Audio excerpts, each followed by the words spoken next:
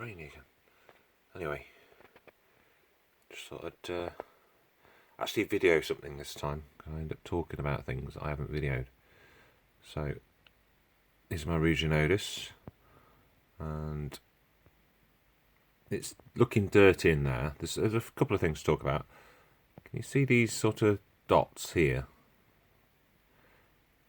They're sort of lightish grey coloured dots. There's more at the back there. Yeah, you can see them there. I think they're reject eggs. That's all I can think they are, because they've sort of appeared in the outworld. As you can see, I've just fed them a whole chopped up mealworm. They've actually moved that piece. One of them can't move it, so there must be. I've not been watching them completely. They've had them about 20 minutes in there. The reason I've given them that, I mean, they've eaten loads of the. Look at that. The Biformica liquid is, well, it's over halfway down now. In what, 3 weeks? So they do like that. This outworld is looking more and more dirty. There's quite a few sort of dead ants knocking about. But I think they're reject eggs. And the reason I think that is because in this tube, you see the sand that's in there. There's quite a lot in there as well. They're quite like in there. The sand is all much smaller than those dots. When they came, had this sand in there. They didn't have these dots. And then the other reason I think that, I've prepared this time for once. Can't do it all with one hand there. Can't full hand move this. Oh, hang on, we'll get there. There's absolutely tons and tons and tons of brood, I'm pleased to say. There we go, can I get it on? Okay, this is the inside of that. That is a trash pile, unfortunately, inside it. But in there, can I get it so you can see it? Oh yeah, look at that. There's loads and loads and loads in that middle section.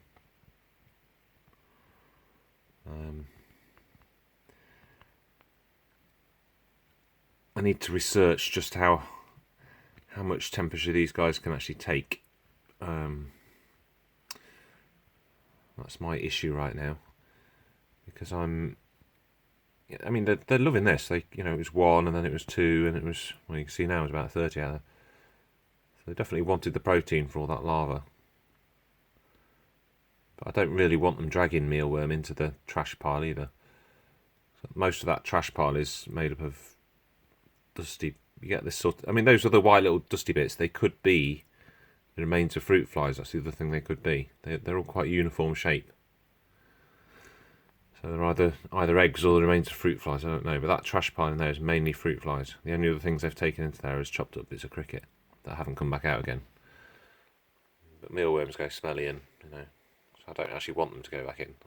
At one point I was thinking maybe I should have chopped them up small, they could carry them away, but then I thought no, they won't bring them back out again, so I'll have to come just suck them dry from here. Yeah, the issue is, we're sitting at, looks a bit messy, tape in the way, 24.4, and it's on its way up actually. 56 is about right for in there. That's just pretty normal. I think it's gone up by about 2 because of that mealworm. It's very sensitive in that size outworld.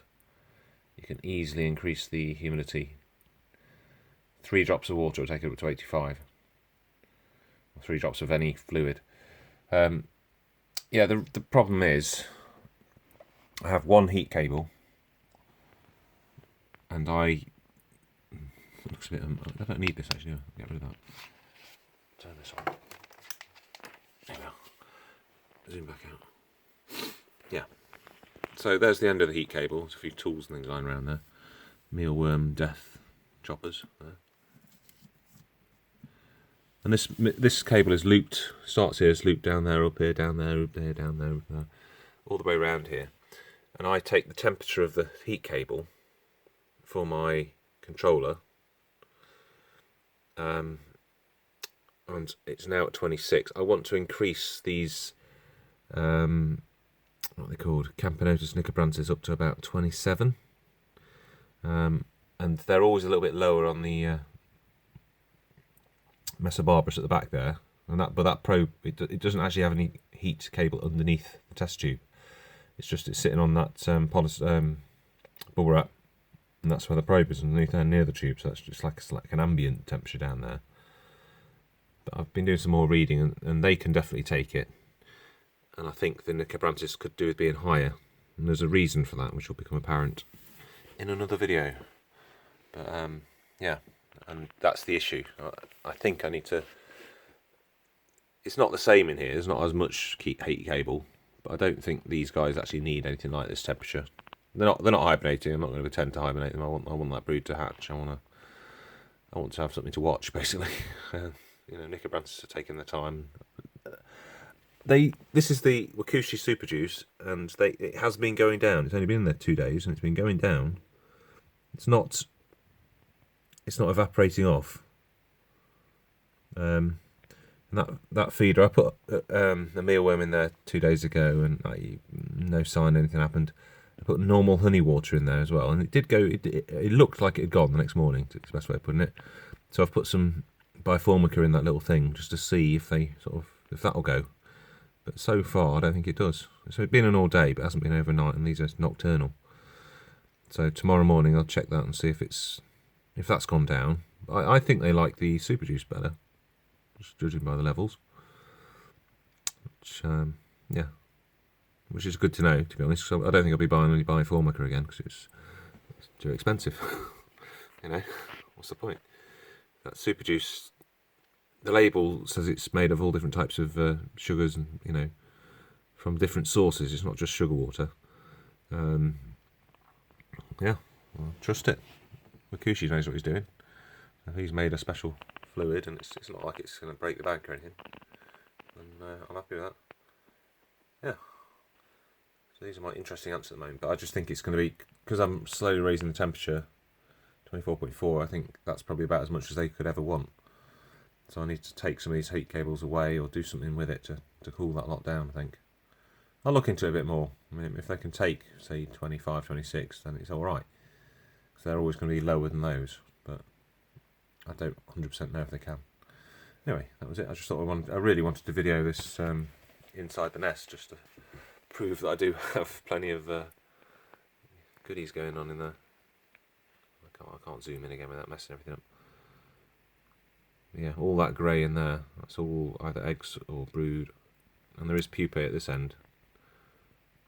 I could zoom in. But anyway, yeah, so I'm quite happy with that. Population looks like it's going to go. Look for that.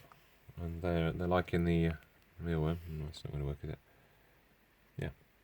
I do actually, the silly thing is, I do actually have a proper decent video camera. I just can't be asked to get it out. I've not had it out for years. I mean, well, years. Yeah, a while. And it's a really good one.